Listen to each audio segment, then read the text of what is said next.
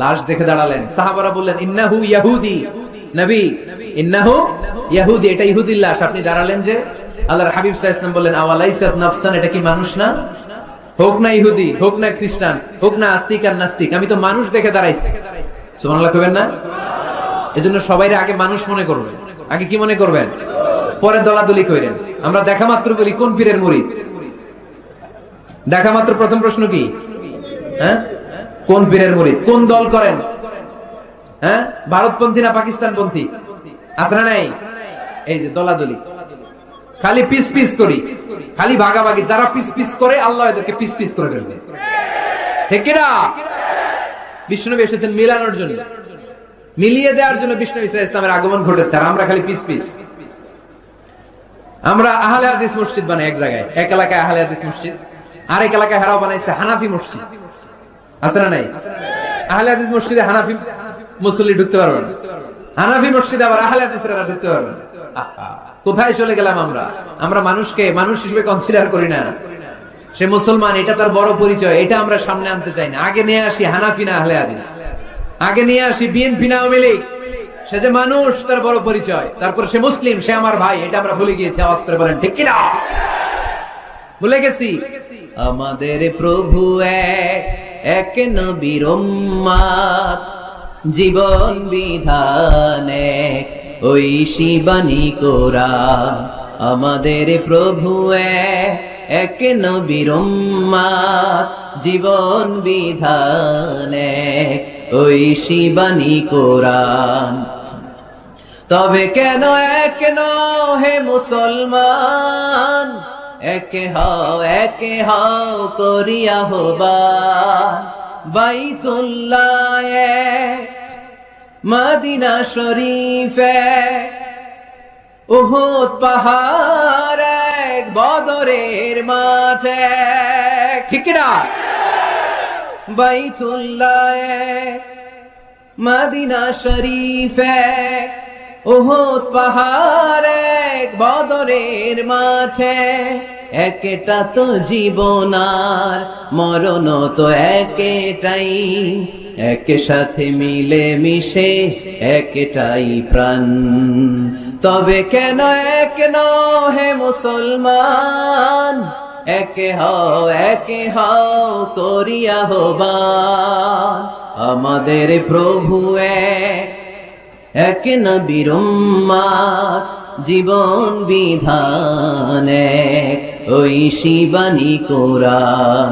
তবে কেন এক হে মুসলমান, একে হও করিয়া হবান, ঠিক না? বাইতুল্লাহ এক, মদিনা শরীফ এক, বদরের মাঠ এক, উহুদের প্রান্তর এক, কোরআন এক, নবী এক, আল্লাহ এক। কিন্তু আমরা আছি কিলাকিলি নিয়ে, ঠিক কিনা? এই কিলাকিলি আমরা আর করতে চাই, দলাদলি আমরা করতে চাই, আমরা ঐক্য চাই। আমরা কি চাই? এমন ঐক্যের সিন্ডিকেট আমাদের গড়তে হবে যাতে কোনো অপশক্তি এই সিন্ডিকেটকে ভাঙতে না পারে। চিল্লায় বলো ঠিক কিনা?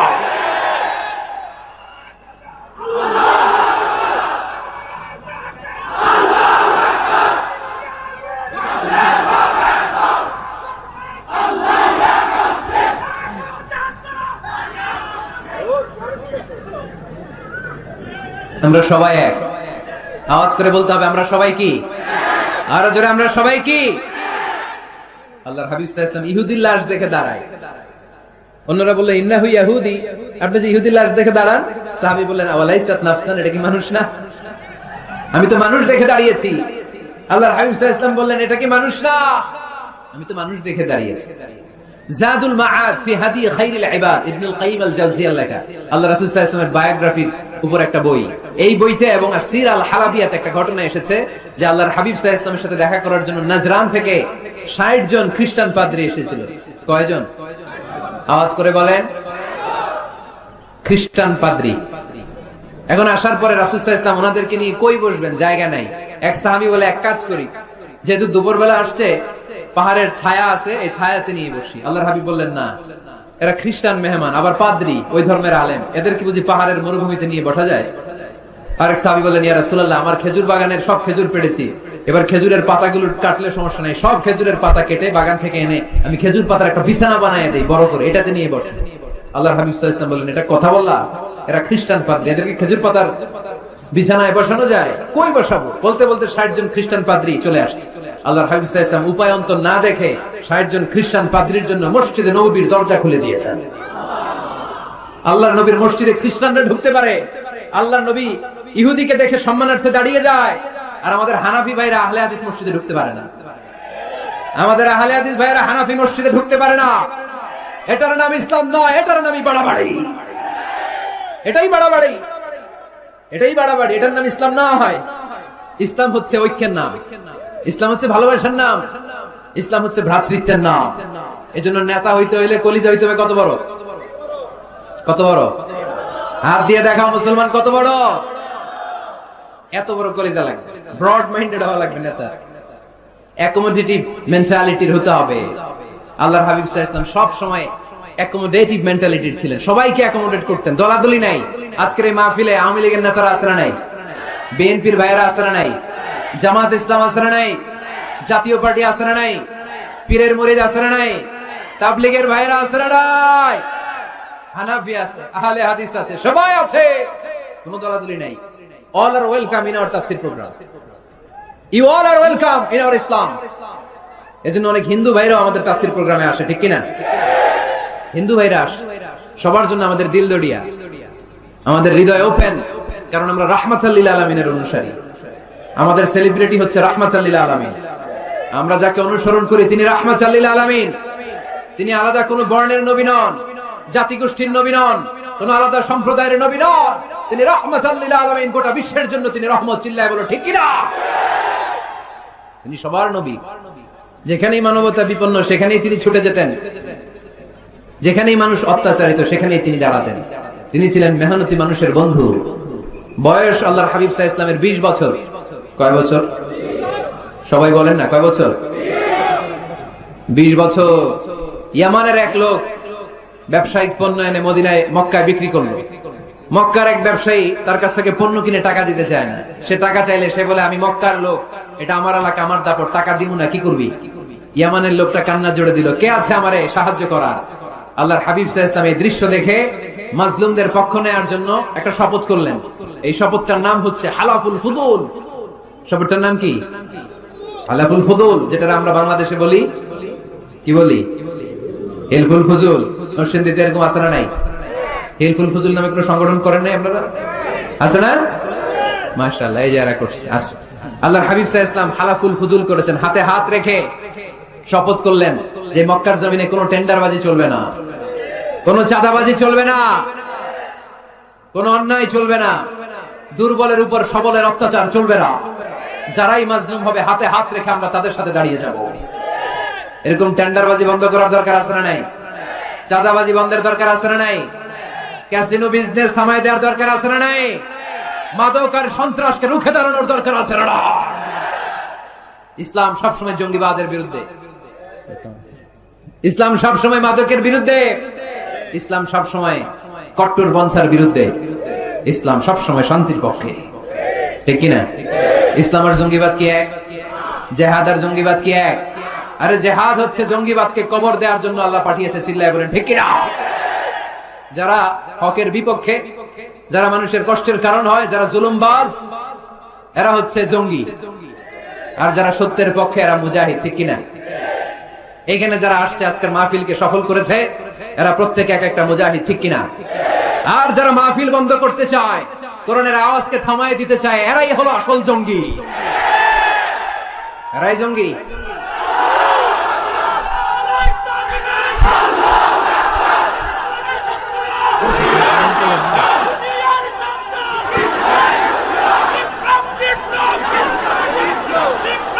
আল্লাহর হাবিব সাল্লাল্লাহু আলাইহি ওয়াসাল্লাম তিনি সব সময় সত্যের পক্ষে ছিলেন। তার মানে এই পৃথিবীতে সবচেয়ে বড় মুজাহিদের নাম হচ্ছে মুহাম্মদ সাল্লাল্লাহু। আচ্ছা দেখি আপনাদের কমন সেন্স কতটুকু। আল্লাহর হাবিব যদি সবচেয়ে বড় মুজাহিদ হয়, তাহলে আল্লাহর হাবিব সাল্লাল্লাহু আলাইহি ওয়াসাল্লামের সময়ের সবচেয়ে বড় জঙ্গিটার নাম কি? আবু জাহেল, ঠিক কিনা? মুসা আলাইহিস সালাম ছিলেন মুজাহিদ, তার মানে ওনার সময়ের সবচেয়ে বড় জঙ্গিটার নাম কি? ইব্রাহিম আলাইহিস সালাম ছিলেন মুজাহিদ, ওনার সময়ের সবচেয়ে বড় জঙ্গির নাম কি?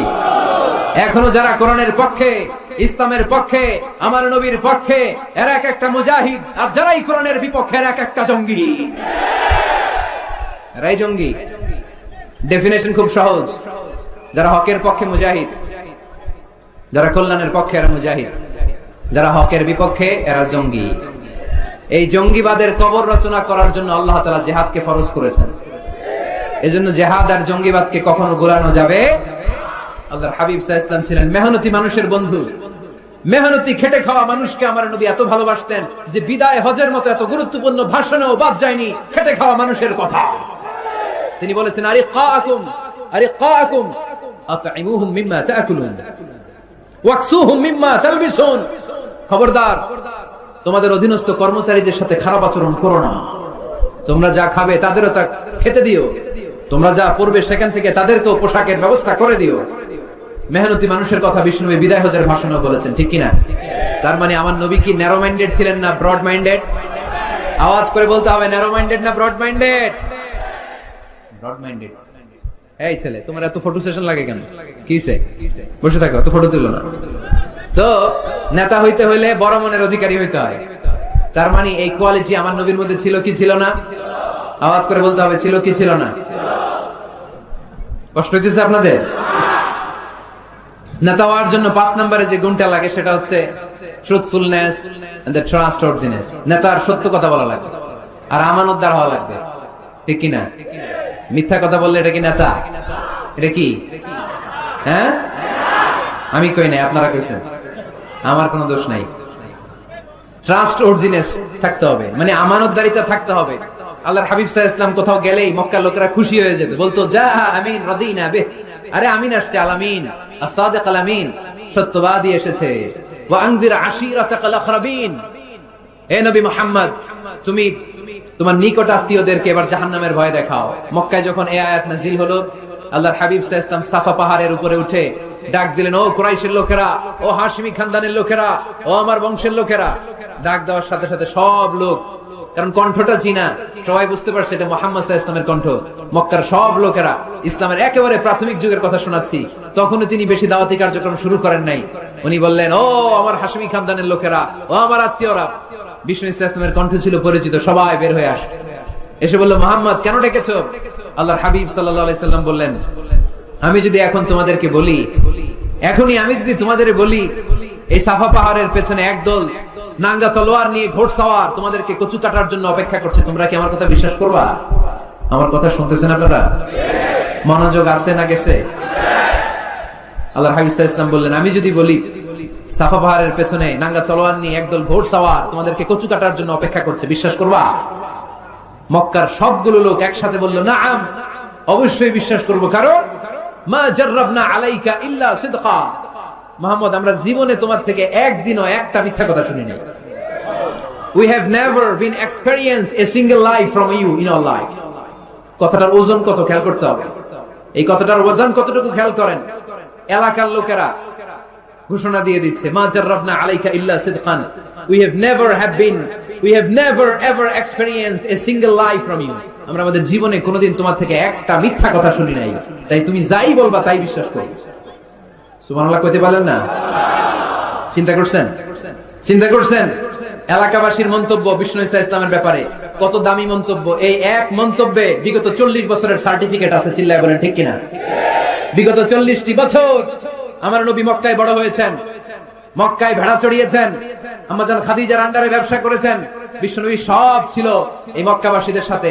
এই মক্কাবাসীরা এক বাক্যে বিগত 40 বছরের সার্টিফিকেট দিয়ে দিলেন, we have never ever been experienced a single lie from you Muhammad, মা জাররাবনা আলাইকা ইল্লা সিদকান, আমরা জীবনে বিগত 40 বছরে তোমার থেকে একটা মিথ্যা শুনি নাই, তাই তুমি যাই বলবা তাই বিশ্বাস করি।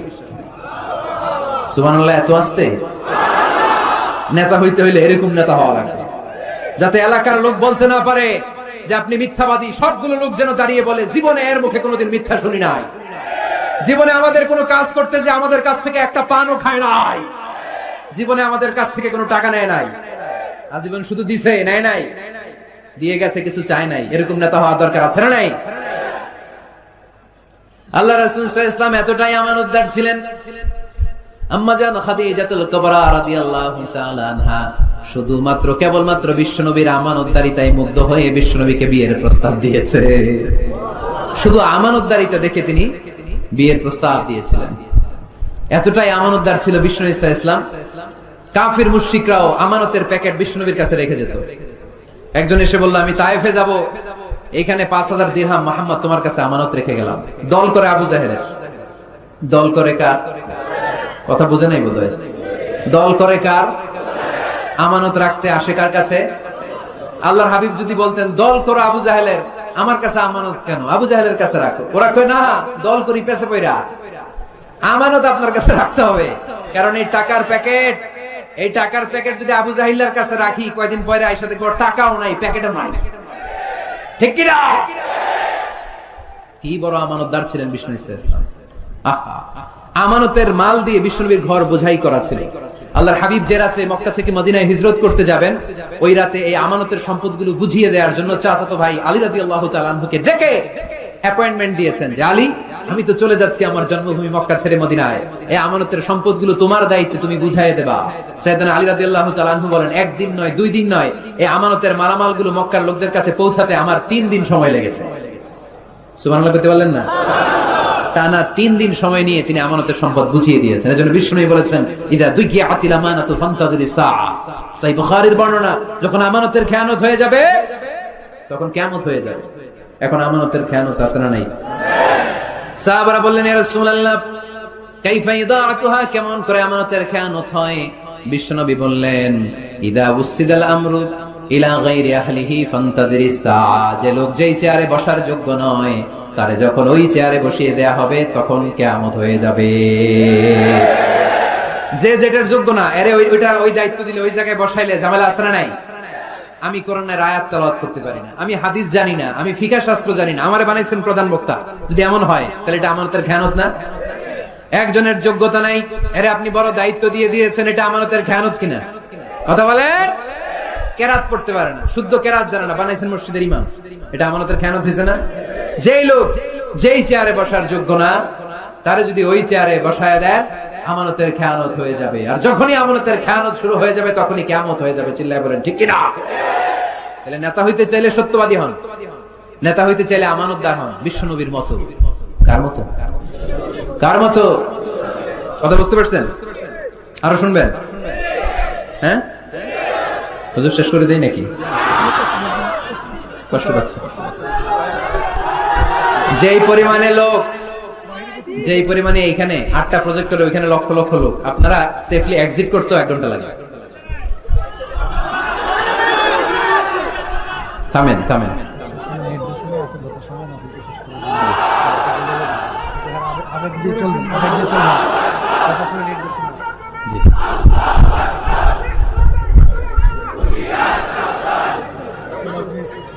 মাশাআল্লাহ, ঠিক আছে ঠিক আছে। আর বাকি 5টা পয়েন্ট আমি 5 মিনিটের মধ্যে বলে দিচ্ছি। মনোযোগ থাকতে হবে, খরগোশের কানের মতো কান খাড়া করে দিকে দিতে হবে, আওয়াজ করা যাবে না। নেতা হইতে হলে কর্মীর পালস বুঝা লাগে। 6 number point, you have to have good interaction with your follower. নেতা যিনি, তিনি কর্মীদের সাথে ভালো ইন্টারঅ্যাকশন থাকতে হবে। কর্মী কয় একটা, নেতা কয় আর একটা, আসলে নাই? কথা বলেন না। You have to revise your followers' suggestion in decision making process. গুরুত্বপূর্ণ বিষয়ে সিদ্ধান্ত নিতে হলে নেতার উচিত কর্মীদের পালসকে রিভাইজ করা, কর্মী কি সাজেশন দিয়েছে দেখার দরকার আছে না নাই? এজন্য আল্লাহ বলেন, ওয়াশাবিরহুম ফিল আমরি ফাইদা আযামতা ফাতাওয়াক্কাল আলাল্লাহ। গুরুত্বপূর্ণ কোন বিষয়ে যখন সিদ্ধান্ত নিবা তখন সবার সাথে পরামর্শ করে নিও, যখন সিদ্ধান্ত নিয়ে ফেলবা তখন তাওয়াক্কুল করবা কার উপর? বদরের ময়দানে আল্লাহর হাবিব সাল্লাল্লাহু আলাইহি ওয়াসাল্লাম বললেন, এখানে তাবু গাড়ো। কোন জায়গায়? এখানে। হাব্বাব ইবনে মুনজির রাদিয়াল্লাহু তাআলা আনহু বললেন, ইয়া রাসূলুল্লাহ আমানজিলান আনজালাহুল্লাহ লাইসা লানা আন নাতাকাদ্দামাহু আও নাতাআখারা। ইয়া রাসূলুল্লাহ, আপনি যে তাবু গাড়তে বললেন, এটা কি আল্লাহর পক্ষ থেকে নির্দেশ না আপনার নিজের ইচ্ছা মতো? আল্লাহর হাবিব বললেন, না, এটা আমার রায়। ওয়াল হারবু ওয়াল মাকিরা, আমার মনে হয়েছে বদরের এইখানে তাবু গাড়লে ভালো হবে। হাব্বাব বলে, না ইয়া রাসূলুল্লাহ লাইসা হাযা বিমানজিল, এখানে তাবু গাড়লে ভালো হবে না। আল্লাহ রাসূল বললেন, তাহলে কোথায় তাবু গাড়লে ভালো হবে? হাব্বাব ইবনুল মুনজির বললেন ইয়া রাসূলুল্লাহ ওই জায়গায় ওইখানে তাবু গাড়েন, ওইখানে কুয়া আছে, তাহলে বদরের কুয়ার পানি আমরা খাবো, আর ওইখানে দুই দিকে উপত্যকা আছে, বৃষ্টি হইলে উপত্যকার পানি আমরা হাউস বানাইয়া পানি জমায় রাখবো, আমরা পানি খেয়ে যুদ্ধ করবো, আর কাফের গুলো পানি না খেয়ে মরবে। সুবহানাল্লাহ কইতে পারলেন না? বিষ্ণু বললেন আরে তাই তো, তাই তো, হাব্বাব যা বলেছে এটাই তো ঠিক, ওইখানে তাবু গাড়তে হবে, এইখানে নয়। আওয়াজ করে কোন আল্লাহু আকবার। কি লিডার ছিলেন, কি নেতা ছিলেন, মুহূর্তের মধ্যে নিজের সিদ্ধান্ত বাদ দিয়ে কর্মীর সিদ্ধান্ত নিয়েছেন। সুবহানাল্লাহ পড়েন। খন্দকের পরীক্ষা করণের সময় সেই রোম থেকে ছুটে আসা সালমান আল ফারিসি, ইরান থেকে ছুটে আসা সালমান আল ফারিসি পরীক্ষা খননের কথা বললেন। সালমান আল ফারিসির আগে মদিনার কোন লোক এই পরীক্ষা খননের কথা কেউ জানতো না, কেউ জানতো না, কেউ না।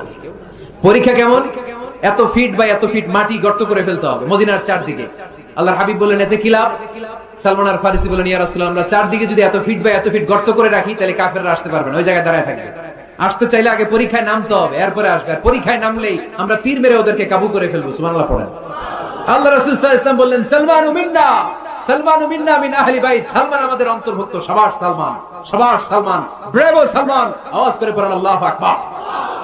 মুহূর্তের মধ্যে নিজের সিদ্ধান্ত বিষ্ণু ইসলাম বাদ দিয়ে সাইয়েদনা সালমান রাদিয়াল্লাহু তাআলা আনহু যে সিদ্ধান্ত দিয়েছেন, যে পরামর্শ দিয়েছেন, ওই পরামর্শ নিয়েছেন।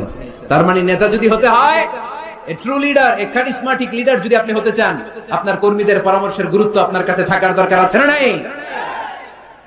নেতা হওয়ার 7 নাম্বার গুণ হচ্ছে আপনাকে কনফ্লিক্ট রিজলভিং এবিলিটি থাকতে হবে, বিরোধ নিষ্পত্তি করার মতো ক্ষমতা থাকতে হবে, আপনার কূটনৈতিক চাল চালার মতো ক্ষমতা থাকার দরকার আছে না নাই?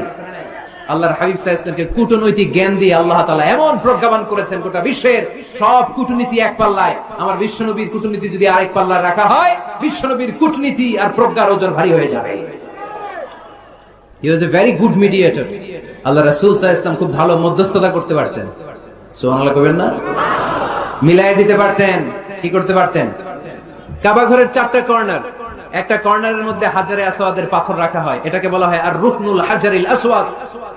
এই হাজারে আসওয়াদের পাথরটা এটা জান্নাতি পাথর। কিয়ামতের দিন আল্লাহ এই পাথরে 2টা চোখ দিবে, একটা জিহ্বা দিবে, এই পাথর কথা বলবে। এই পাথর বলবে আল্লাহ এই লোকটা আমার গায়ে চুমু দিয়েছিল, তারে তুমি জান্নাতে ঢুকায়া দাও। এই হাজারে আসওয়াদের পাথরটা কাবা নির্মাণের সময় কে পাথরটাকে তুলে কাবা ঘরের ভেতরে রাখবে, এই নিয়ে মক্কার নেতাদের মধ্যে কিলাকিলি। নেতাদের মধ্যে কি কিলাকিলি?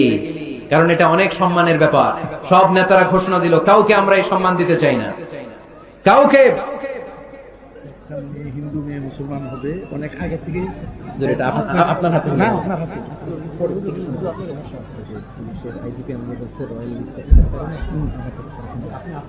আচ্ছা ঠিক আছে, এখানেই হবো, নিয়ে আসা।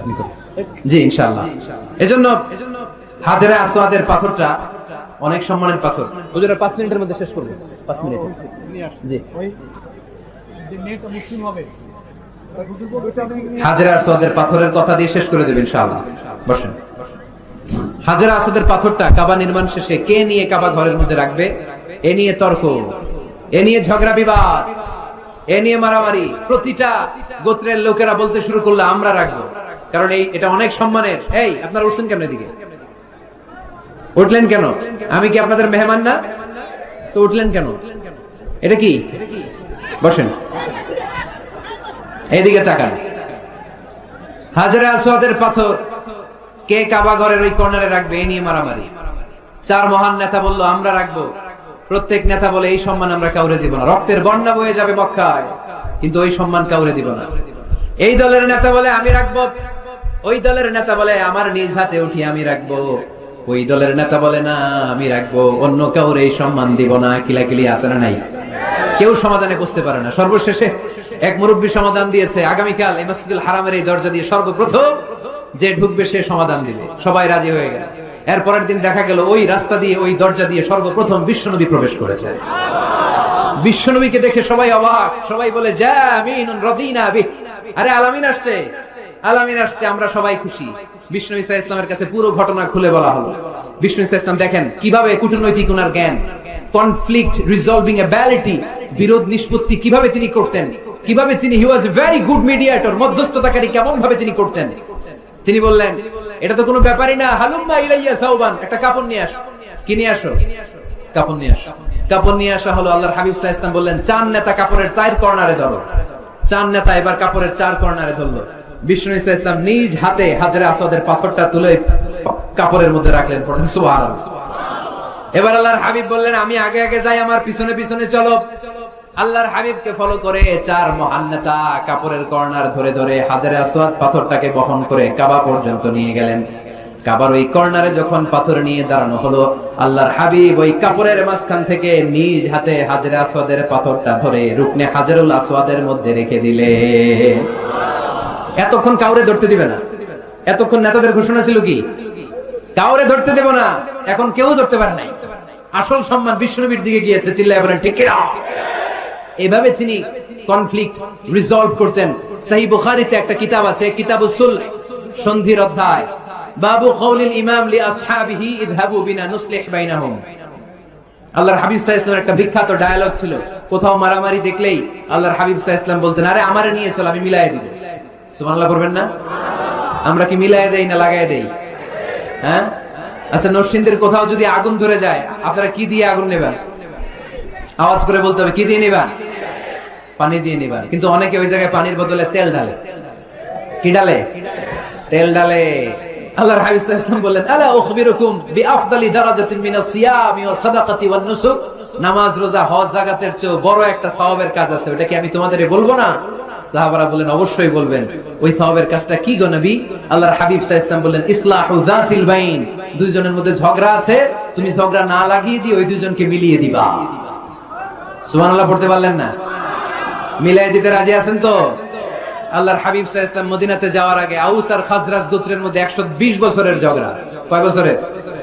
আওয়াজ করে বলেন, কয় বছরের? কেউই থামাইতে পারে না। থামাবে কেমনে? দাদা মরার আগে ছেলেরা ওসিয়ত করছে, বাবা ওসিয়ত করে গেলাম, আমার রক্তের প্রতিশোধ নিবি। বাবা মরার আগে বলে যায়, আমারে কোপাইছিল, তোরাও কোপাবি। খালি কোপাকুপি চলবে। এই যুদ্ধ কেউ থামাতে পারে না। আল্লাহর হাবিব সাল্লাল্লাহু আলাইহি ওয়াসাল্লাম মদিনাতে এসে এক সপ্তাহের ব্যবধানে 120 বছরের যুদ্ধ থামায় দিলেন। আওয়াজ করে বলেন আল্লাহু আকবার। এজন্য নেতা হতে হলে you have to be very good mediator, মধ্যস্থতাকারী হতে হবে। এজন্য কিয়ামতের দিন নেতাও দাঁড়াবে, কর্মীও দাঁড়াবে। এজন্য নেতা নির্ধারণের সময় আমাদের সচেতন থাকার দরকার আছে না নাই? এই যে লিডারশিপ কোয়ালিটির কথা আমরা শুনলাম, নেতৃত্বের যে গুণাবলী, এগুলো অর্জন করার দরকার আছে না নাই? এগুলো দেখে দেখে আমরা নেতা নির্বাচন করব। এই নেতৃত্বের গুণাবলীগুলো, লিডারশিপ কোয়ালিটিস গুলো আমরা আমলে নিয়ে এই নেতৃত্ব শূন্যতার এই সময়ে, মুসলিম বিশ্বের এই সময়ে আমরা যেন আবার আগের সেই নেতৃত্ব ফিরে পেতে পারি। বিশ্বনবী সাল্লাল্লাহু আলাইহি ওয়াসাল্লাম নেতা হওয়ার জন্য যে কোয়ালিটি বেঁধে দিয়েছেন, ওই কোয়ালিটি গুলো দেখে দেখে নেতা নির্বাচন করে আমরা যেন এই সংকট থেকে উত্তরণ পেতে পারি। আল্লাহ আমাদের সবাইকে কথাগুলো বুঝার ও আমল করার তৌফিক দান করুক। আমরা পড়ি আমিন। আসেন আমরা সরাসরি মহাবিশ্বয় মহাগ্রন্থ আল কোরআন থেকে শুনি। উদ্দেশ্য হচ্ছে যে আমরা নিজেদেরকে আলোকিত করব। উই এনলাইটেন আওয়ারসেলফ, ভিতরটাকে আলোকিত করব, আলোকিত মানুষ হব, সাদা মনের মানুষ হব, আল্লাহওয়ালা হব ইনশাআল্লাহ। পড়েন। উদ্দেশ্য যদি ভালো হয়, সওয়াব কামিয়ে আপনি শেষ করতে পারবেন না। আর উদ্দেশ্যে যদি ভেজাল থাকে, কোনো লাভ নাই। হাবা আম মানসুরা, সব শেষ। এগুলারে উঠাইলে, মিজানের পাল্লায় উঠালে কোনো ধরনের ওজন হবে না। আজকের এই তাফসীর মাহফিল আমরা এসেছি শিখার জন্য আর একজনকে খুশি করার জন্য। তিনি কে? আল্লাহ তুমি কবুল করো। আমি আপনাদের খেদমতে সূরাতু আদ-দুহা তেলাওয়াত করেছি। এই সূরাটা মুখস্থ আছে না অনেকের? কমন একটা সূরা, প্রায় আমরা সালাতে পড়ি, মক্তবেই তো এগুলো শিখে ফেলছি, ঠিক কিনা? তো এই যে সূরাটা খুব বেশি পড়া হয়, খুব বেশি শোনা হয়, আসলে এই সূরায় আল্লাহ কি শিক্ষা কর্মসূচি আমাদেরকে দিলেন জানার দরকার আছে না নাই? আসেন আজকের এই চমৎকার রজনীতে আমরা সূরাতুদ দুহার আলোকে কিছু কথা শুনি। এটা কোরআনের 30তম পারায় অবস্থিত একটা সূরা। কততম পারা? এটা মাক্কি সূরা। একটু আওয়াজ করে বলবেন, কি সূরা? এই সূরার আয়াত সংখ্যা 11টি। কয়টি? 11টি। এটা কোরআনের একটা মোটিভেশনাল সূরা। কি সূরা? মোটিভেশনাল। আমরা প্রায় এই শব্দটা শুনি না, মোটিভেশন। এটা কোরআনের মোটিভেশনাল সূরা, অনুপ্রেরণাদায়ক। এই দুইটা সূরা অনুপ্রেরণাদায়ক। ফাইন্নামা আল উসরি ইউসরা, আল্লাহ বলেছেন ফাইন্নামা আল উসরি ইউসরা, কষ্টের পরেই আছে সুখ, কষ্টের পরেই আছে সুখ। আমাদের জীবনে সুখ বেশি, কষ্ট কম। কয়দিন না খেয়েছিলাম, কয়দিন বিপদে পড়ছি, কয়দিন ডাকাইতে ধরছে, এক মাসের মধ্যে অসুস্থ থাকি কয়দিন আর সুস্থ থাকি কয়দিন, এটা হিসাব করে না। অসুস্থ যে ছিল খালি এটা খেয়াল রাখে, আছে না নাই? তার মানে ইন্না মাআল উসরি ইউসরা, দুঃখের পরে আছে সুখ, মোটিভেশন, প্রাণটা আবার উদ্বেলিত হয়ে ওঠে। তাই তো আসলে তো দুঃখের পরে সুখ। এজন্য কষ্ট যখন পাবেন, অসুস্থ যখন হবেন, ওইখানেও আনন্দ করবেন, কারণ সামনে আরাম আসতেছে। সুবহানাল্লাহ পড়েন। মুমিনের হারাবার কিছু নাই, দুঃখ পাওয়ার কিছু নাই। মুমিন অসুস্থ হলে অসুস্থতার মাধ্যমে তার রোগের মাধ্যমে তার গুনাহ ঝরে যায়, সে আল্লাহর কাছে প্রিয় হয়ে ওঠে। তা আমাদেরকে কেউ হারাইতে পারে? কথা বলেন, আমাদের কেউ ভয় দেখাইতে পারে? মোটিভেশনাল সূরা, সূরাতুল ইনশিরাহ আর সূরাতুদ দুহা, এখানে অনেক হিউজ মোটিভেশন আছে। যারা হতাশ, যাদের জীবন ভাল লাগে না, মরে যেতে মনে চায়, গার্লফ্রেন্ড গালি দিছে, আছে না নাই? আবার বয়ফ্রেন্ড গার্লফ্রেন্ডের গালি দিছে, এ ওড়না পেঁচায়া ফ্যানের মধ্যে ঝুলে আত্মহত্যা করে। আহা, কত বড় পাগল, তুই মরলি কেন? গালি দিছে তো কি হয়েছে? হ্যাঁ, বুঝতে চায় না, হতাশ হয়ে যায়। আর বয়স কম তো, ইচড়ে পাকা, অল্পতে কাবু হয়ে যায়। এই সূরাগুলো পড়ে না, এখানে আশার বাণী আছে। আজকে আমি জানি কথা শোনাবো আপনাদেরকে, শুরুতে আগে সংক্ষেপে বলে দিই। এই সূরার মূল কথা হচ্ছে, মানে সেন্ট্রাল থিম বা সাবজেক্ট ম্যাটার, সূরাতুদ দুহার কেন্দ্রীয় আলোচ্য বিষয় হচ্ছে নিরাশ হবেন না, হতাশ হবেন না, হাল ছাড়বেন না, ভরসা রাখবেন কার উপর? মুমিনরা নিরাশ হয়, হতাশ হয়, হাল ছাড়ে নাকি ভরসা রাখে? কার উপর ভরসা? কার উপর? না নৌকার উপর? ধানের শীষ, নাঙ্গল, হাত পাখা, দাড়িপাল্লা, ভরসা থাকবে একজনের উপর। চিল্লায় বলেন, তিনি কে? Never be sad, never lose hope. Every time you feel like you cannot go on, you feel so lost that you are so alone. Don't despair and never lose hope, 'cause Allah is always by your side. Insha'Allah, Insha'Allah, Insha'Allah, you'll find your way. Insha'Allah, Insha'Allah, Insha'Allah, you'll find your way. Every time you feel like you cannot go on, you feel so lost that you are so alone. Don't despair and never lose hope, 'cause Allah is always by your side. Insha'Allah, pardon? Insha'Allah, Insha'Allah, you'll find a way. Insha'Allah, Insha'Allah, Insha'Allah, you'll find a way. ঠিক কি না? কি সুন্দর nasheed. Never lose hope, you will find your way. তুমি তোমার পথ খুঁজে পাবে। আমাদেরকে পথ দেখায় কে? আল্লাহ। এজন্য সূরাতুদ দুহার কেন্দ্রীয় আলোচ্য বিষয় হচ্ছে হতাশ হওয়া যাবে না, নিরাশ হওয়া যাবে না, হাল ছাড়া যাবে না, ভরসা রাখতে হবে একজনের উপর। চিৎকার করে বলেন, তিনি কে?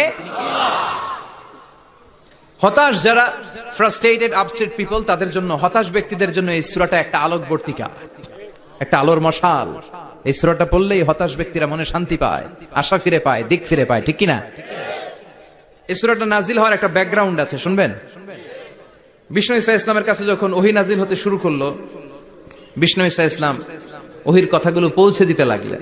যাই নাজিল হতো বিষ্ণুনবী পৌঁছে দিতেন, বিশ্বনবী সাহাবাদের কাছে শেয়ার করে দিতেন। যেটাই নাজিল হতো তিনি পৌঁছে দিতেন, যেটাই, কারণ আল্লাহর আদেশ, ইয়া আইয়ুহার রাসূল বাল্লিগ মা উনজিলা ইলাইক, ও নবী আপনার কাছে আমি ওহী থেকে যা নাজিল করি সব পৌঁছে দেন, একটাও গোপন করা যাবে। আল্লাহর কাছ থেকে বিশ্বনবী যে সমস্ত মেসেজ, ইনফরমেশন, তথ্য, রেভেলেশন ওহী পেয়েছে, একটাও কি বিশ্বনবী গোপন করেছে? সব প্রকাশ করে গিয়েছে, সব শেয়ার করে গিয়েছে। বিশ্বনবী শেয়ার করতে লাগলেন। সকালে যা নাজিল হয় শেয়ার করেন, দুপুরে নাজিল হয় শেয়ার করেন, রাতে নাজিল হয় শেয়ার করেন, শেয়ার করতে লাগলেন। কিন্তু কি অবাক করা কাণ্ড, হঠাৎ করে এই ওহী আসার ধারাবাহিকতা আল্লাহ বন্ধ করে দিলেন। ওহী আর আসে না, আকাশ থেকে নতুন তথ্য আর নামে না। ঘটনা কি? ওহী আসে না কেন? তথ্য আসে না কেন? জিব্রাইল আসে না কেন? কোন বর্ণনা এসেছে 15 দিন, কোন বর্ণনায় 1 মাস, 3 মাস, এমনকি 6 মাস পর্যন্ত বর্ণনা পাওয়া যায় যে বিশ্বনবীর কাছে 6 মাস ওহী আসে নাই। বিশ্বনবী তো অবাক, ঘটনা কি, ওহী নামে না কেন? আর ওহী না আসলে তো বিশ্বনবী শেয়ার করতে পারে না। এতদিন যা আসতো বলে বেড়াতো, এখন আসেও না, বলতেও পারে না। কাফির মুশরিকরা বিশ্বনবীর গালি দিতে শুরু করলো, মুহাম্মদের রব মুহাম্মদের ভুইলা গেছে, মুহাম্মদের আল্লাহ মুহাম্মদের ছেড়ে দিয়েছে। বিশ্বনবীর চাচি আবু লাহাবের স্ত্রী উম্মে জামিল বলতে শুরু করলো, কি মুহাম্মদ, তোমার শয়তানটা তোমার কাছে আসে না? না, শয়তান দ্বারা তিনি জিব্রাইলকে বুঝিয়েছেন যে তোমার জিব্রাইল তোমার কাছে আসে না। এভাবে সবাই গালমন্দ করতে শুরু করলো যে মুহাম্মদের আল্লাহ মুহাম্মদকে ভুলে গিয়েছে। বিষ্ণু ঈসা ইসলাম নিজেও হতাশ হয়ে গেলেন, কি রে ওহী আসে না কেন? আমার কোনো ভুল হচ্ছে না তো? আমার কোনো অপরাধ হয়ে গেল না তো? আল্লাহ কি আমার উপর অসন্তুষ্ট হয়েছেন? আল্লাহ কি আসলেই আমারে ভুলে গেছেন? আল্লাহ কি আমাকে ত্যাগ করেছেন? তিনি কি আমার উপর রেগে আছেন? আমরাও মাঝে মাঝে এরকম হতাশ হয়ে পড়ি। এরকম হতাশ লোক আছে না নাই? কিরে আমার দোয়া কবুল হয় না কেন? আল্লাহ আমার ডাকে সাড়া দেয় না কেন? আমার জীবনে এত দুঃখ কেন? আমার জীবনে তো ভালো কিছু হয় না, খালি সব কষ্ট আমার কেন? এরকম আছে না নাই? এরকম হতাশদের জন্য এই সূরাটা একটা আলোকবর্তিকা, মোটিভেশনাল সূরা। আলহামদুলিল্লাহ পড়েন। বিশ্বনবীকে আল্লাহ আশ্বস্ত করলেন আর এই সূরাটা নাজিল করলেন আর বললেন ওয়াদ-দুহা, ওয়াদ-দুহা। দোহা মানে আলো, দোহা মানে আলো, প্রভাতের সূর্য কিরণের শপথ। Look up, the sunlight, it's a very beautiful day out there. ও নবী হতাশ হবেন না, বেরোন, সকালের সূর্যটা কত সুন্দর, কি ঝলঝলে পৃথিবী, ফকফকে আর তকতকে, দেখলেই মনটা ভরে যায়, ঠিক কিনা? দোহা, দোহা মানে আলো, আশার আলো, সম্ভাবনার আলো। আমাদের জীবনে আলোর দরকার আছে না নাই? আলো না থাকলে আমরা বাঁচতে পারবো? আলো লাগে বড় ভালো। এই আজকে আলো না থাকলে আমরা দেখা যাইতো? এজন্য কোরআনকে আল্লাহ আলো বলেছেন। কোরআনকে কি বলেছে? কিতাবুন আনজালনাহু ইলাইকা লিতুখরিজান নাসা মিনাল যুলুমাতি ইলান নূর। ও Muhammad, I've revealed this holy Quran unto you to lead the mankind out of darkness into the light. অন্ধকার থেকে লাইট, লাইট মানে কি? আলো, আলোর দিকে নেওয়ার জন্য এই কোরআন পাঠিয়েছি। আবার বিশ্বনবীকেও আল্লাহ নূর, নূরের সাথে তুলনা করেছেন। আবার বিশ্বনবী আল্লাহর কাছে নূর চাইতেন, বলতেন আল্লাহ আমার ডানে আলো দাও, আমার বায়ে আলো দাও, আমার সামনে আলো দাও, পিছনে আলো দাও, উপরে আলো দাও, নিচে আলো দাও, আমার দেহে আলো দাও, আমার মাংসপেশির ভিতরে আলো দাও, আমার হাড্ডির ভিতরে আলো দাও, আমার জন্য তুমি আলো দাও। পড়েন আমিন। এজন্য আলো ছাড়া বেঁচে থাকা অসম্ভব। আল্লাহ তাআলা আলোর নামে সূরা দিলেন, সূরাতুদ দুহা, প্রভাতের আলো, প্রভাতের সূর্য কিরণের শপথ, আলোর শপথ। সুবহানাল্লাহ পড়েন। এরপর আল্লাহ বললেন ওয়াল-লাইলি ইযা সাজা, আলোর শপথ, সকাল বেলার সূর্য কিরণের শপথ। দ্বিতীয় আয়াতে আল্লাহ বললেন রাত্রি বেলার শপথ, যখন রাত্রিটা নিঝুম হয় নিস্তব্ধ, নিঝুম আর নিস্তব্ধ রাতের শপথ। তাহলে আল্লাহ আলোর কসম কাটলেন, তারপরে অন্ধকারের কসম কাটলেন, ঠিক কিনা? আলো দ্বারা মূলত আল্লাহ তাআলা ওহীর আগমনকে বুঝিয়েছে, আর অন্ধকার দ্বারা আল্লাহ তাআলা ওহীর অনুপস্থিতি বুঝিয়েছে। এটা দিয়ে আল্লাহ বুঝাতে চাইলেন, ও নবী, কাফির মুশরিকরা আপনারা গালি দেয়, ওরা বলে যে আমি আপনার ভুলে গেছি, আমি আপনারে ত্যাগ করেছি, আমি আপনার প্রতি অসন্তুষ্ট। না না, আমি ইচ্ছা করে ওহী পাঠাই না, কারণ সব সময় আলো থাকলে ভালো লাগে না, কিছু সময় অন্ধকারের দরকার আছে না নাই? বুঝে শুনে উত্তর দিন। 24 ঘন্টা আলো, 365 দিন খালি আলো আলো আরো আলো। যদি সূর্যের আলো সব সময় থাকে 365 দিন, ভাল লাগবে? রাতে ঘুমাবেন কেমনে? আবার সব সময় ঘুটঘুটে অন্ধকার, আলো নাই, ভাল লাগে? ক্ষেত খামারে চাষ করা লাগবে না, বাজারে যাওয়া লাগবে না। তার মানে আলোরও দরকার আছে, অন্ধকারেরও দরকার আছে। এটা দিয়ে আল্লাহ বুঝাতে চাইলেন, নবী, ওহী নাজিল করার জন্য দরকার আছে, মাঝে মাঝে ওহী বন্ধ রাখা আপনার বিশ্রাম দেওয়ারও দরকার আছে। চিৎকার করে পড়েন আল্লাহু আকবার। এজন্য আল্লাহ বললেন ওয়াদ-দুহা ওয়াল-লাইলি ইযা সাজা মা ওয়াদ্দা'আকা রাব্বুকা ওয়া মা ক্বালা ওয়ালাল আখিরাতু খায়রুল লাকা মিনাল উলা। সুবহানাল্লাহ পড়েন। ও নবী, প্রভাতের সূর্য কিরণের শপথ, নিঝুম নিস্তব্ধ রাত্রিবেলার শপথ, আলো আর অন্ধকারের শপথ করে আমি বললাম, আপনার প্রভু আপনারে ভুলে যায় নাই, আপনার উপর অসন্তুষ্ট হয় নাই। আমি আল্লাহ ইচ্ছা করে ওহী বন্ধ রেখেছি, কারণ ওহীর একটা পাওয়ার আছে। বারবার ওহী রিসিভ করলে আপনার স্নায়ু এটা সহ্য করতে পারবে না, আপনার দেহ এটারে বরদাস্ত করতে পারবে না। নবী, আমি আপনার প্রতি এত রহম দিল, এত ভালোবাসি, বারবার ওহী নিতে নিতে আপনার যে কষ্ট হয়, এই কষ্টটা আমার আল্লাহর সহ্য হয় না। এজন্য আমি আল্লাহ ইচ্ছা করে কিছুদিন ওহী বন্ধ রাখছি। সুবহানাল্লাহ পড়েন। তার মানে এই নয় যে আমি আপনারে ভুলে গিয়েছি, আমি আপনারা ছেড়ে দিয়েছি। আরে নবী, আমি তো আমার নামের সাথে আপনার নামকে জুড়ে দিয়েছি। লা ইলাহা ইল্লাল্লাহ মুহাম্মাদুর, যেখানে আমার আল্লাহর নাম সেখানে বিশ্ব নবীর নাম আছে না নাই? আজান যখন দেই আল্লাহু আকবারের পরে বিশ্ব নবীর নাম আছে না নাই? একামতে আছে না নাই? আবার আল্লাহর জন্য যখন সালাত আদায় করি শেষ বৈঠকে বিশ্ব নবীর উপর দুরূদ আছে না নাই? রাফা'না লাকা যিকরাক, ও নবী আপনার নামকে আমি অনেক উপরে তুলে ধরেছি। আমার নাম যেখানে আপনার নাম ওইখানে, গোটা বিশ্বব্যাপী আপনার নাম ছড়ায় যাবে। ওরা আপনারে গালি দেয় কবি বলে, ওরা গালি দেয় গণক বলে, ওরা বলে আপনি আবতার, লেস কাটা। আসলে যারা আপনারে গালি দেয় ওরাই লেস কাটা। ওরা আপনারে বলে আপনি নির্বংশ, আপনার ছেলেগুলো বেঁচে নাই, মেয়ে বেঁচে আছে, আপনার নাম নেয়ার কেউ থাকবে না। ওই আবু জাহেল, উতবা, সাইবা, ওদের নাম নেয়ার কেউ থাকবে না। আপনি লেস কাটা নন, আপনি নির্বংশ নন। ইন্না শানিয়াকা, চিল্লায় বলেন ইন্না শানিয়াকা। যারা আপনারা গালি দেয়, আপনারা নিয়ে কটু কথা বলে, ওরাই লেস কাটা, ওরাই নির্বংশ। ওদের বংশকে আমি আল্লাহই নির্বংশ করে ছাড়ি। চিল্লায় বলেন ঠিক কি না? ও নবী, মা ওয়াদ্দাআকা রাব্বুকা ওয়া মা ক্বালা, আপনার রব আপনারে পরিত্যাগ করে নাই, আপনারে ভুলে যায় নাই, আপনারে ছেড়ে দেয় নাই। আপনার রব ইচ্ছা করেই ওহী নাজিল বন্ধ করে রেখেছে। আমি ইচ্ছা করেই আপনারে প্রেসার দিতে চাই নাই গো নবী, কারণ ওহী রিসিভ করা অনেক কঠিন। এটা আস্তে আস্তে আপনি অভ্যস্ত হবেন। সুবহানাল্লাহ পড়েন। ওহির একটা পাওয়ার আছে না নাই? আমরা তো কি মজায় মজায় কোরআন পাইছি। এই যে কি সুন্দর কোরআন নিয়ে বসি, পড়ি, তাফসীর করি, কি মজার কোরআন। আহা, এই কোরআনটা রিসিভ করতে যে বিশ্বনবীর কত কষ্ট হয়েছে। এই কোরআনকে আল্লাহ বলেছেন এটা কাউলান সাকিলা, very heavy and weighty word, এটা অনেক ওজনওয়ালা কথা। ইন্না সানুলকি আলাইকা কাউলান, এটার অনেক ওজন। এই কোরআনটা যদি পাহাড়ের উপরে নাজিল করা হতো, পাহাড়গুলো দুমড়ে মুচড়ে ভেঙে টুকরো টুকরো হয়ে খান খান হয়ে যেত। ঠিক কি না? এত কঠিন বাণী এটা। ও নবী, আমি আলোর সাথে ওহির মিল ঘটিয়েছি, আলো দিয়ে ওহিকে বুঝিয়েছি। সূর্যের যেমনি কিরণ আছে, তেজ আছে, এই ওহিরও একটা তেজ আছে। এই তেজ, এই কিরণ আপনি সব সময় সহ্য করতে পারবেন না।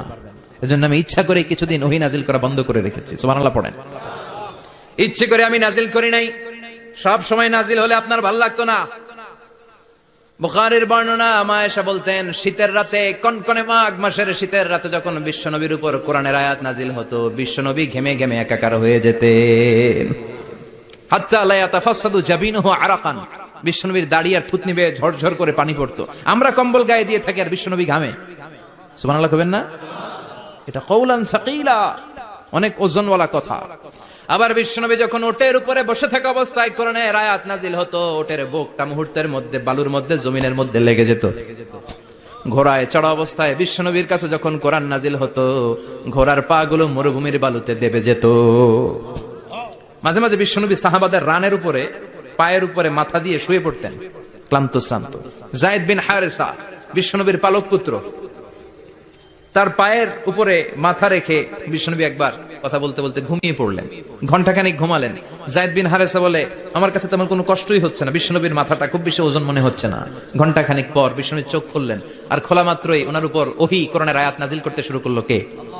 যায়েদ বিন হারেসা বলে, যখনই কোরআনের আয়াত নাজিল হতে শুরু করলো, আমার মনে হচ্ছে বিশ্বনবীর মাথাটা 50-60 কেজি ওজন বেড়ে গিয়েছে।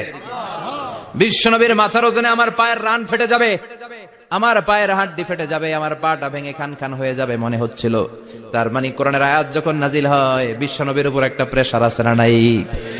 এই জন্য আল্লাহ বললেন, নবী আমি আপনার ভুলে যাই নাই। কাফেররা যেমনি আপনার গালি দেয় যে আমি আপনার ভুলে গিয়েছি, আপনার উপর আমি অসন্তুষ্ট, নেভার, অসম্ভব। আমি আপনার উপর কখনো অসন্তুষ্ট নই, বরং আমি ইচ্ছা করি আপনার উপর থেকে প্রেসার কমিয়ে দেওয়ার জন্য কয়েকদিন ইচ্ছা করে আপনার ছুটিতে রাখছি। সুবহানাল্লাহ পড়েন, যাতে করে আবার এনার্জি গায়ে নেওয়ার পরে নতুন করে কোরআনের আয়াত রিসিভ করার জন্য আপনি সক্ষম হন। চিল্লায় পড়তে হবে আল্লাহু আকবার। এজন্য আল্লাহ বললেন, ওয়াদ-দুহা ওয়াল-লাইলি ইযা সাজা মা ওয়াদ্দা'আকা রাব্বুকা ওয়া মা ক্বালা ওয়ালাল আখিরাতু খায়রুল লাকা মিনাল উলা। এরপর আল্লাহ বললেন, নবী ওয়ালাল আখিরাতু খায়রুল লাকা মিনাল উলা, and verily indeed the hereafter is far better for you than this dunya. এই দুনিয়ার চেয়ে আপনার জন্য আখিরাতটা অনেক দামি। খায়রুল লাকা মিনাল উলা, এই দুনিয়ার চেয়ে আখিরাতটা অনেক শ্রেষ্ঠ। এতে আল্লাহ বললেন দুনিয়ার চেয়ে আখিরাত শ্রেষ্ঠ, আর এক আয়াতে আল্লাহ বললেন দুনিয়ার চেয়ে আখিরাত হলো স্থায়ী, ঠিক কিনা? বাল তুফিরুনাল হায়াতাদ দুনিয়া ওয়াল আখিরাতু খায়রুন ওয়া আবাকা। তোমরা দুনিয়ার জীবন নিয়ে পাগল পাড়া হয়ে থাকো, আল্লাহ বললেন দুনিয়ার জীবনের চাইতে আখিরাতের জীবন শ্রেষ্ঠ এবং স্থায়ী, ঠিক কিনা? কার কথা? দুনিয়া স্থায়ী না আখিরাত স্থায়ী? দুনিয়া শ্রেষ্ঠ না আখিরাত শ্রেষ্ঠ? কিন্তু আমরা কোনটার পিছনে দৌড়াই? খালি দুনিয়া দুনিয়া।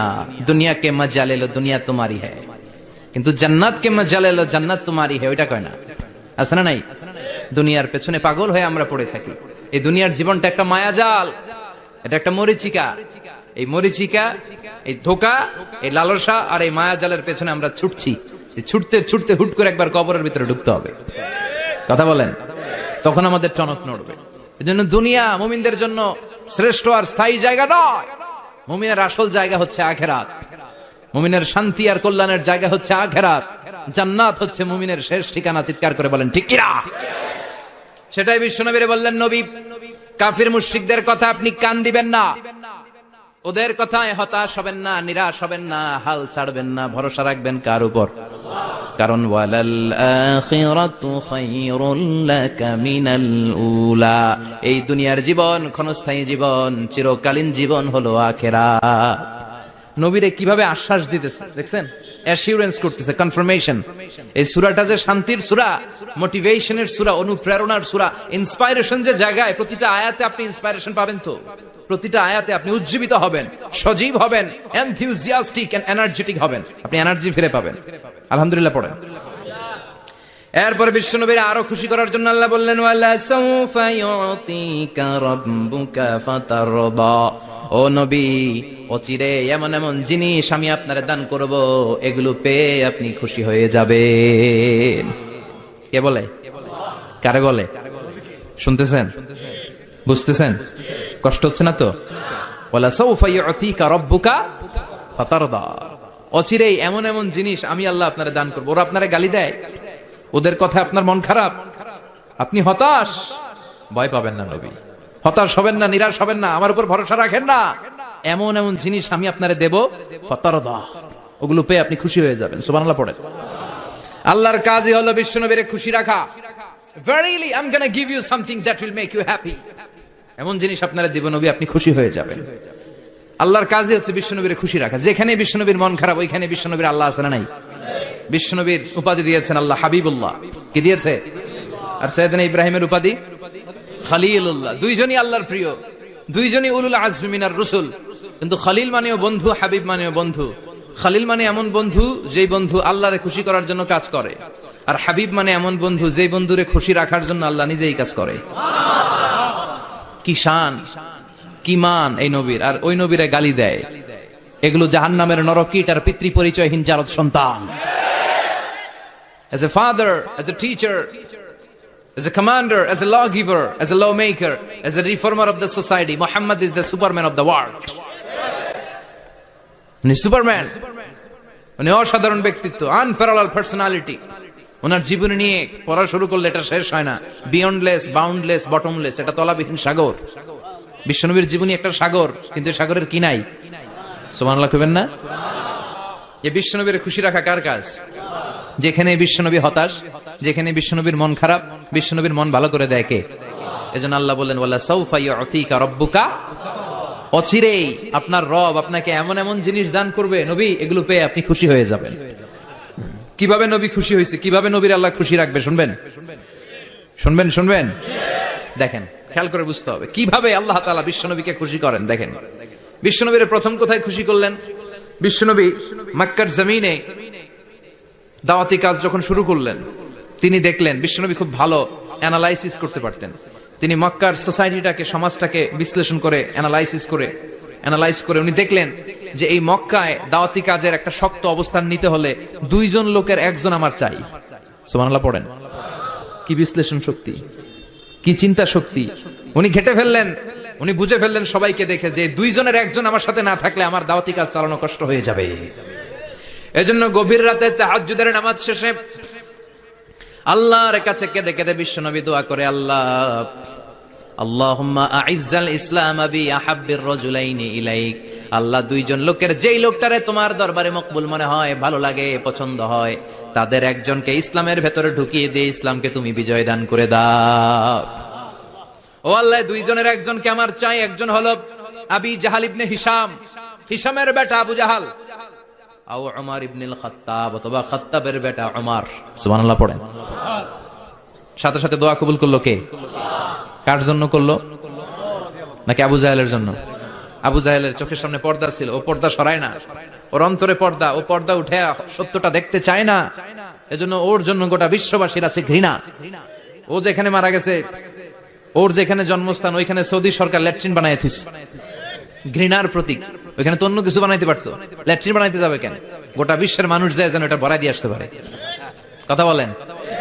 এই বেয়াদবটার জন্য আল্লাহ দোয়া কবুল করে নাই। ওমরে ফারুক রাগী ছিলেন, কিন্তু সত্য প্রকাশে, সত্য গ্রহণে আপোষহীন। সত্য দেখলেই উনি মেনে নিতেন। এটা জাহেলি যুগে ওনার মধ্যে এই গুণ ছিল। আল্লাহু আকবার। বিশ্বনবী কেঁদে কেঁদে দোয়া করে, আল্লাহ, মক্কার জমিনে এই দুইজনের একজন যদি কালেমা না পড়ে, মক্কার জমিনে দাওয়াতি কাজ চালিয়ে যাওয়া কঠিন হয়ে যাবে। হয় হিশামের বেটা আবু জাহেল কিংবা খাত্তাবের বেটা ওমরকে তুমি ইসলামে ঢুকাও। আল্লাহ ওমরের জন্য দোয়া কবুল করলেন। বিশ্বনবী তখনও বুঝতে পারেন এই দোয়াটা কার জন্য কবুল। হঠাৎ ওমরে ফারুক বিশাল একটা নাঙ্গা তলোয়ার নিয়ে বিশ্বনবীকে হত্যা করার জন্য ছুটে এলো। বিশ্বনবী তখন মক্কার আরকাম ইবনে দারুল আরকামের ঘরে সাফা পাহাড়ের পাদদেশে লুকিয়ে লুকিয়ে দাওয়াতি কাজ করতেন। আশেপাশে সাহাবীরা বসা। বিশ্বনবীর চাচা হামজা ইবনে আব্দুল মুত্তালিব বললেন, নবী তাড়াতাড়ি পালিয়ে যান, ওই যে দেখা যায় ওমরে ফারুক তলোয়ার নিয়ে আপনারে মারতে আসছে। বিশ্বনবী বললেন, চাচা সরে যান। সাহাবীদেরকেও সরে যেতে বলেন, দরজাটা খুলে দেন, ওমরকে আসতে দেন। আমার তো মনে হচ্ছে ওই যে তাহাজ্জুদের নামাজ পড়ে আল্লাহর কাছে কেঁদে কেঁদে আমি দোয়া করেছি, আমার দোয়াটা আজকে কবুল হতে চলেছে। আমার তো মন বলছে আল্লাহ দোয়াটা কবুল করবে।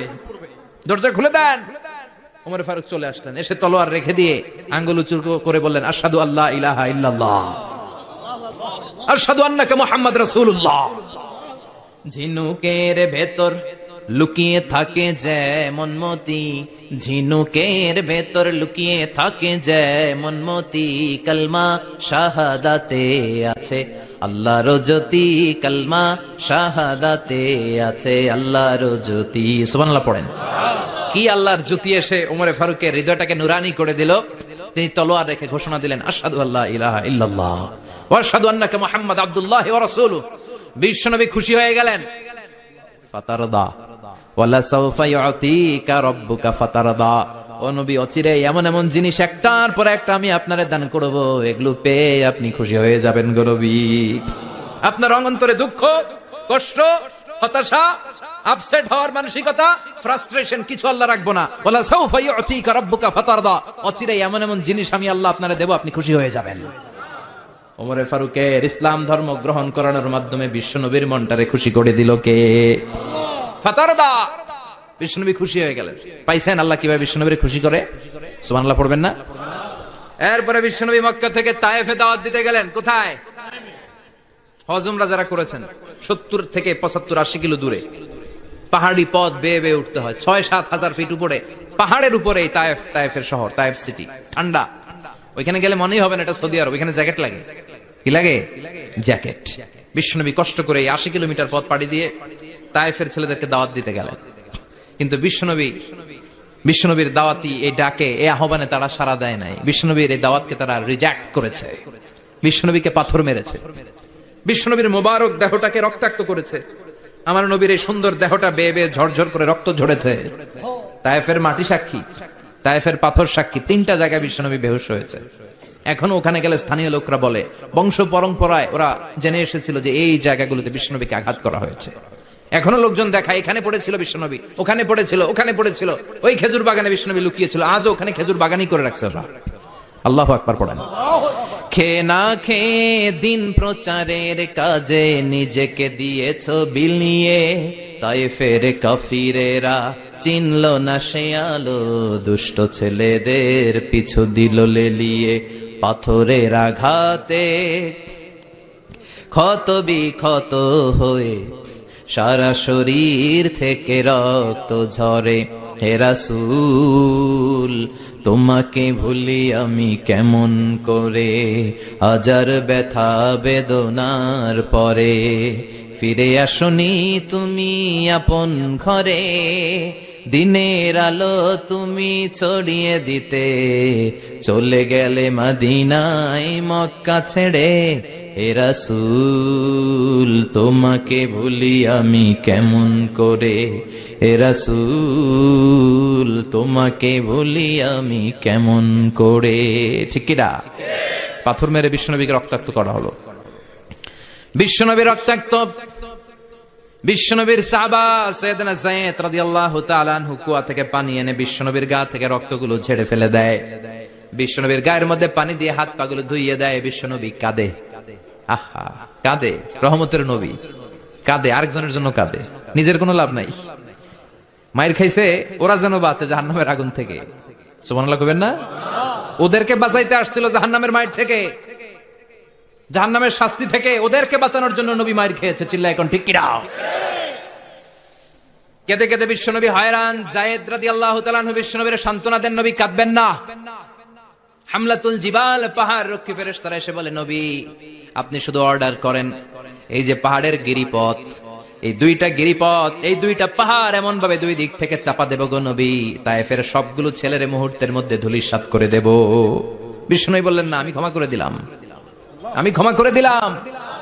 আমার গায়ের উপরে যারা অত্যাচার করে এর কোনোটার প্রতিশোধ আমি নেই না, আমি শুধু প্রতিশোধ নেই যারা ইসলামের বিরোধিতা করে। চিল্লায় বলেন ঠিক কিনা? বিশ্বনবীকে আঘাত করা হয়েছে, তার গায়ে শারীরিক কষ্ট, এটার শাস্তি বিশ্বনবী দিতেন না, কখনোই দিতেন না, ক্ষমা করে দিতেন। কিন্তু ইসলামকে মারাত্মক ভাবে যদি ইসলামের বিরুদ্ধাচরণ কেউ যদি করত, শুধু তাদের উপর বিশ্বনবী তলোয়ার চালাতেন। চিৎকার করে বলতে হবে ঠিক কিনা? বিশ্বনবী কাঁদলেন। কে দেখে বিশ্বনবীর কান্না, নিজের জন্য কাঁদে না, ওদের জন্য কাঁদে। আর বললেন, না ফেরেশতারা ওদেরকে তোমরা মেরে ফেলো না, হয়তো ওরা কালিমা পড়ে নাই, ওদের ভবিষ্যৎ প্রজন্মদের মধ্য থেকে কেউ না কেউ কালিমার বাণী পড়বে। তাই হয়েছে। তায়েফে গেলে হৃদয়টা ঠান্ডা হয়ে যায়। মসজিদ আর মসজিদ, মসজিদ আর মসজিদ, আল্লাহ ওয়ালাদের ভিড়, চমৎকার এক পরিবেশ তায়েফের পরিবেশ। বিশ্বনবী কেঁদে কেঁদে হয়রান। আল্লাহ রসুলের উপর থেকে টের পাচ্ছে বিশ্বনবীর মনটা ভালো না। এত আশা নিয়ে ভরসা নিয়ে কোথাও জায়গা না পেয়ে তায়েফের এখানে আসলাম দাওয়াত দেওয়ার জন্য। তায়েফের ছেলেগুলো দাওয়াতের আমার দাওয়াত গ্রহণ করলো না। বিশ্বনবীর মনটা বড্ড খারাপ। বিশ্বনবী নামাজে দাঁড়িয়ে গেলেন। বিশ্বনবী নামাজে দাঁড়িয়ে তেলাওয়াত করছেন, পাশ দিয়ে একদল জিন বিশ্বনবীর পাশ দিয়ে চলে যাচ্ছিল। একদল জিন, জিন জাতি চলে যাচ্ছে, আর বিশ্বনবীর তেলাওয়াত শুনে তারা থমকে দাঁড়ায়।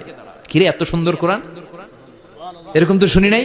ইনি কে? খোঁজখবর নিয়ে দেখলেন ইনি বিশ্বনবী। সুবহানাল্লাহ পড়েন। তারপরে এরা ছুটে গেল এলাকায়। এলাকায় যে এরা ঘোষণা দেয়া শুরু করলো, ইন্না সামি'না কুরআনান আজাবা ইয়াহদি ইলার রুশদি ফাআমান্না বিহি। নিশ্চয় আমরা আজীব চমৎকার কোরআন তেলাওয়াত শুনে এসেছি।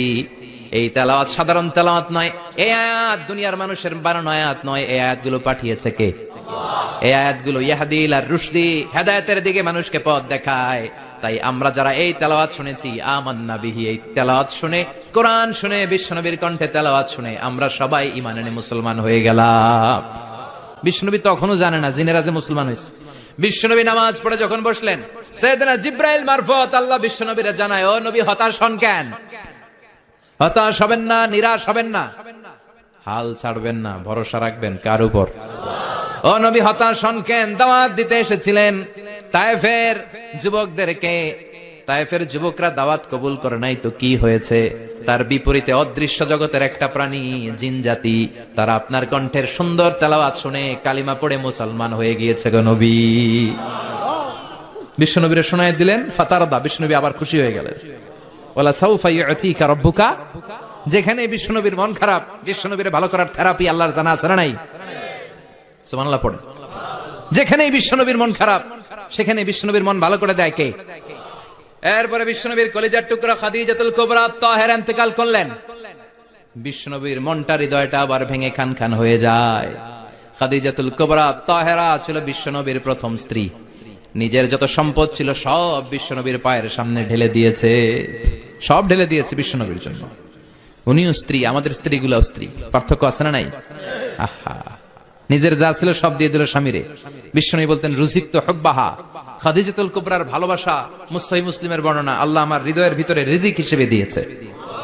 দোয়া করলে আল্লাহর কাছে বলছেন, আল্লাহ কিয়ামতের কঠিন দিন, যেদিন বন্ধু বন্ধুরে চিনবে না, ভাই ভাইরে চিনবে না, পীর সাহেব মুরিদরে চিনবে না, মুরিদ পীর সাহেবরে চিনবে না, দলের নেতা কর্মীরে চিনবে না, কর্মী দলের নেতারে চিনবে না, ওই কঠিন বিপদের দিনে আমি আমার খাদিজারে যেন ভুলে না যাই। একটা মহিলাকে রব্বুল আলামিন আরশের উপর থেকে সালাম জানিয়েছেন, মহিলাটার নাম হলো খাদিজা। ইসলামের সর্বপ্রথম কালিমা পড়ে যে নারীটা মুসলমান হয়েছেন তিনি হচ্ছেন খাদিজাতুল কুবরা তাহেরা। এই খাদিজাতুল কুবরা তাহেরা ইন্তেকাল করলেন। বিষ্ণুনবীর হৃদয়টা ভেঙে খান খান হয়ে যায়, হৃদয়টা ভেঙে যায়। এরপর চাচা আবু তালেব তিনি